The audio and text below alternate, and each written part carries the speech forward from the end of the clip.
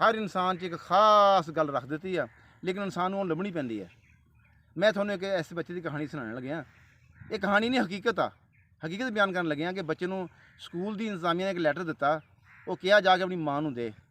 ਬੱਚਾ ਲੈਟਰ ਲੈ ਕੇ, ਬੱਚੇ ਨੂੰ ਪਤਾ ਨਹੀਂ ਸੀ ਵਿੱਚ ਕੀ ਲਿਖਿਆ, ਲੈਟਰ ਬੰਦ ਸੀ। ਉਹਨੇ ਮਾਂ ਨੂੰ ਲਿਆ ਕੇ ਲੈਟਰ ਦਿੱਤਾ। ਉਹਦੀ ਮਾਂ ਨੇ ਉਹ ਖਤ ਖੋਲ੍ਹਿਆ।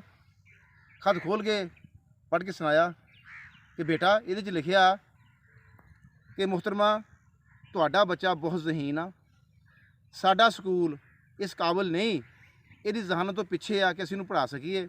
ਸਾਡੇ ਕੋਲ ਜ਼ਹੀਨ ਉਸਾਤਜ਼ਾ ਨਹੀਂ ਹੈਗੇ, ਲਿਹਾਜ਼ਾ ਤੁਸੀਂ ਆਪਣੇ ਬੱਚੇ ਨੂੰ ਖੁਦ ਪੜ੍ਹਾ ਲਓ। ਮਾਂ ਨੇ ਖੁਸ਼ ਹੋ ਕੇ ਬੱਚੇ ਨੂੰ ਚੁੰਮਿਆ। ਉਹਨੇ ਕਿਹਾ, ਬੇਟਾ ਤੂੰ ਜ਼ਹੀਨ ਬੱਚਾ ਆ।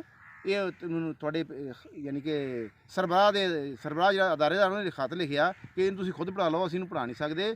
ਤੁਹਾਡਾ ਬੱਚਾ ਲੈ ਕੇ ਇੰਨਾ ਕਿ ਸਾਡਾ ਸਕੂਲ ਇਸ ਕਾਬਲ ਨਹੀਂ ਹੈਗਾ, ਲੈ ਪੁੱਤ ਮੈਂ ਤੈਨੂੰ ਪੜ੍ਹਾਵਾਂਗੀ।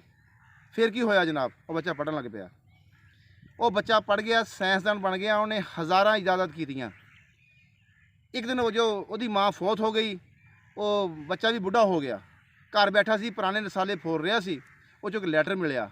ਦੇਖਿਆ ਤਾਂ ਉਹਨੂੰ ਯਾਦ ਆਇਆ, ਉਹੀ ਲੈਟਰ ਸੀ ਜਿਹੜਾ ਸਕੂਲੋਂ ਮਿਲਿਆ ਸੀ। ਉਹਨੇ ਲੈਟਰ ਦੀ ਇਬਾਰਤ ਪੜ੍ਹੀ। ਉਹਦੇ 'ਚ ਕੀ ਲਿਖਿਆ ਸੀ? ਉਹਨੇ ਲਿਖਿਆ ਸੀ ਕਿ ਮੁਹਤਰਮਾ, ਤੇਰਾ ਬੱਚਾ ਇੰਤਹਾਈ ਖਬਤੀ ਆ, ਕੁੰਦਦੇਨ ਆ, ਇਹ ਬਿਲਕੁਲ ਪੜ੍ਹ ਨਹੀਂ ਸਕਦਾ, ਸਿੱਖਣ ਦੀ ਸਲਾਹੀਅਤ 'ਚ ਜ਼ੀਰੋ ਆ, ਬਲਕਿ -0 ਆ। ਇਹਦਾ ਮਕਿਆਸੇ ਜ਼ਹਾਨਤ ਬਿਲਕੁਲ ਨਹੀਂ, IQ ਯਾਨੀ ਕਿ ਬਿਲਕੁਲ ਡਾਊਨ ਆ। ਲਿਹਾਜ਼ਾ ਅਸੀਂ ਘਰ ਭੇਜ ਰਹੇ ਹਾਂ, ਇਹਨੂੰ ਆਪਣੇ ਘਰ ਰੱਖੋ। ਉਹ ਸਾਇੰਸਦਾਨ ਪੜ੍ਹ ਕੇ ਬਹੁਤ ਰੋਇਆ, ਆਪਣੀ ਮਾਂ ਨੂੰ ਯਾਦ ਕਰਕੇ। ਉਹ ਦੇਖੋ, ਇਹ ਉਹਦੀ ਮਾਂ ਨੇ ਉਹਨੂੰ ਡਿਸਹਾਰਟ ਨਹੀਂ ਕੀਤਾ, ਖਤ ਪੜ੍ਹ ਕੇ ਉਹਦਾ ਹੌਸਲਾ ਬੁਲੰਦ ਕੀਤਾ। ਉਹ ਸਾਇੰਸਦਾਨ ਪਤਾ ਕੌਣ ਸੀ? ਉਹ ਐਡੀਸਨ ਸੀ, ਜਿਹਨੇ ਸਭ ਤੋਂ ਪਹਿਲੇ ਬਲਬ ਬਣਾਇਆ। ਲਿਹਾਜ਼ਾ ਵਾਲਿਦੈਨ ਨੂੰ ਚਾਹੀਦਾ ਕਿ ਆਪਣੇ ਬੱਚੇ ਨੂੰ ਕਦੇ ਵੀ ਡਿਸਹਾਰਟ ਨਾ ਕਰਨ, ਉਹਦਾ ਹਮੇਸ਼ਾ ਹੌਸਲਾ ਬੁਲੰਦ ਕਰਨ। ਉਹਨੇ ਇਲਮ ਕਿੱਥੋਂ ਹਾਸਲ ਕੀਤਾ? ਸਕੂਲ ਨੇ ਕੱਢਿਆ, ਮਾਂ ਦੀ ਦਰਸਗਾਹ ਤੋਂ ਕੀਤਾ। ਉਹਦੀ ਮਾਂ ਕਿੰਨੀ ਦੂਰ ਅੰਦੇਸ਼ ਸੀ, ਉਹਨੇ ਬੱਚੇ ਨੂੰ ਡਿਸਹਾਰਟ ਨਹੀਂ ਕੀਤਾ, ਹੌਸਲਾ ਬੁਲੰਦ ਕੀਤਾ, ਔਰ ਬੱਚਾ ਕਿੱਥੇ ਪਹੁੰਚ ਗਿਆ। ਜਿੰਨੀ ਦੇਰ ਤੱਕ ਬਿਜਲੀ ਕਾਇਮ ਆ, ਇਹ ਦੁਨੀਆ ਕਾਇਮ ਆ। ਐਡੀਸਨ ਨੂੰ ਕੋਈ ਭੁੱਲੇਗਾ ਨਹੀਂ, ਲੇਕਿਨ ਉਹ ਸਕੂਲ ਦਾ ਨਾਂ ਕੋਈ ਨਹੀਂ ਜਾਣਦਾ। ਇੱਕ ਮਾਂ ਹੀ ਸੀ ਜਿਹੜੇ ਬੱਚੇ ਨੂੰ ਕਿੱਥੋਂ ਕਿੱਥੇ ਪਹੁੰਚਾਤਾ। ਇੱਕ ਮੁਫੱਕਰ ਦਾ ਕੌਲ ਆ ਕਿ ਮੈਨੂੰ ਜ਼ਹੀਨ ਮਾਵਾਂ ਦੇਤੀਆਂ ਜਾਣ, ਮੈਂ ਇੱਕ ਮੁਹੱਜ਼ਬ ਮੁਆਸ਼ਰਾ ਤਸ਼ਕੀਲ ਦੇ ਦਾਂਗਾ।